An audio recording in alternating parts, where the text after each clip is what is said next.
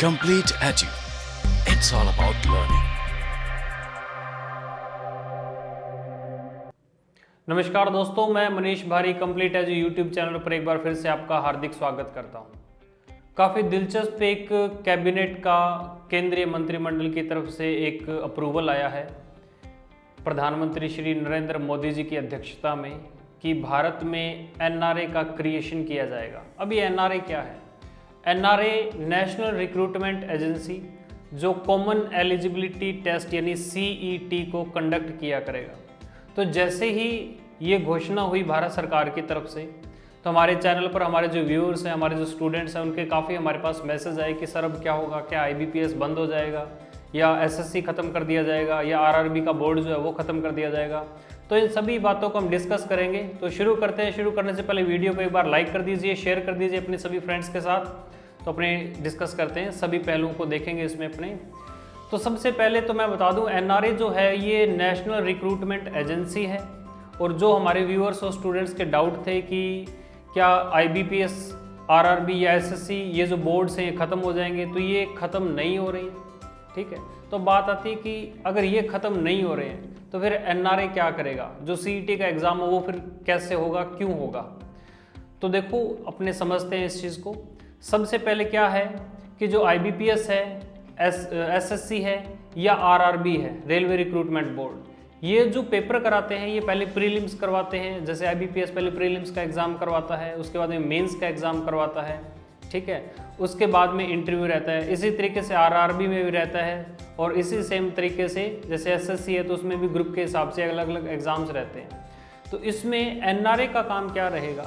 NRA का काम रहेगा कि जो प्रीलिम्स का एग्ज़ाम होता है, जो एसएससी अपने लेवल पे अलग कराती थी, आईबीपीएस अपने लेवल पे अलग कराता है और आरआरबी अपने लेवल पे अलग कराता है।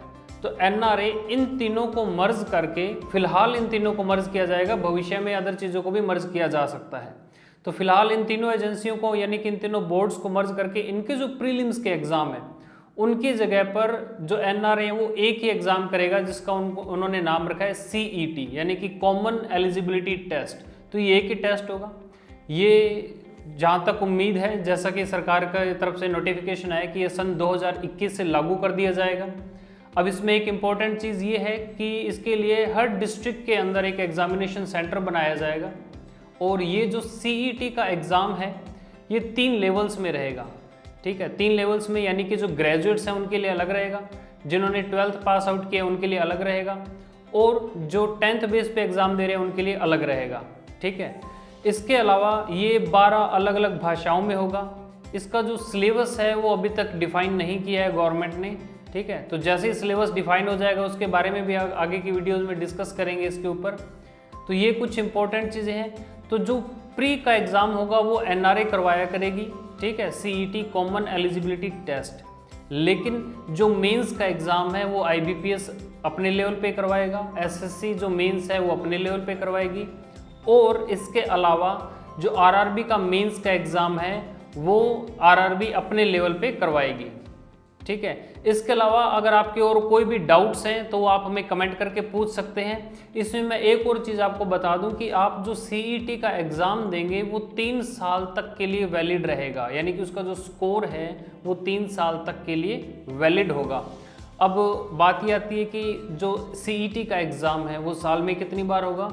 तो सीईटी का जो एग्ज़ाम है वो साल में 2 बार हुआ करेगा।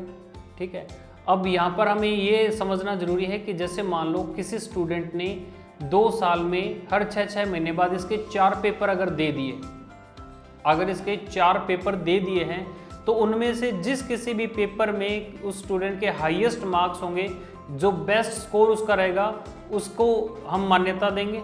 ठीक है, और वो जो स्कोर है उसका जब उसने एग्ज़ाम दिया तब से 3 साल तक के लिए वो स्कोर उसका वैलिड रहेगा। अब यहाँ पर बात आती है कि एक स्टूडेंट कितनी बार सीईटी का एग्ज़ाम दे सकता है, यानी कि मैक्सिमम लिमिट क्या रहेगी अटैम्प्ट करने की। तो मैक्सिमम जो लिमिट है वो नन है, यानी कि कितनी भी बार आप एग्ज़ाम दे सकते हो। तो मैक्सिमम की ऐसी कोई कंडीशन नहीं है कि कितनी बार दिया जाएगा। ठीक है, इसके अलावा बात हम करते हैं कि इसमें मैक्सिमम एज क्या रहेगी। तो मैक्सिमम एज की तरफ से अभी कुछ डिक्लेयर नहीं हुआ है हमारी गवर्नमेंट की तरफ से, लेकिन ये जरूर गवर्नमेंट ने डिक्लेयर किया है कि जो एज रिलैक्सेशन दिया जाता है SC ST और OBC को, वो एज इट इज़ रहेगा। तो मैक्सिमम एज जो भी रहेगी उसमें रिलैक्सेशन आपको अलग से ज़रूर दिया जाएगा, ठीक है। इसके अलावा और आपके कोई भी कमेंट्स हो, कोई भी आपके सजेशन हो, या आपने कुछ भी क्वेश्चन पूछना हो तो आप हमें कमेंट करके पूछ सकते हैं। धन्यवाद।